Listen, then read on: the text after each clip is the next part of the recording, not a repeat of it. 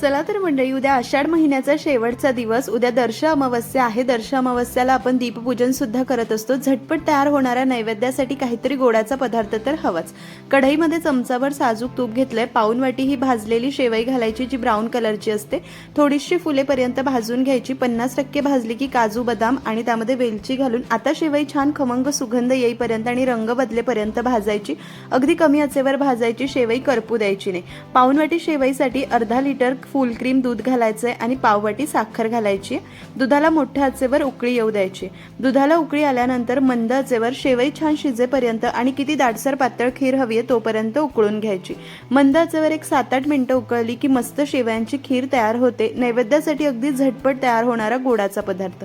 मस्त अशी शेवयांची सुमधुर खीर तयार झाली। वरतून थोडासा पिस्ता घालायचा। यापेक्षा दाट करायची नाही, गार झाल्यानंतर अजून दाटसर होते।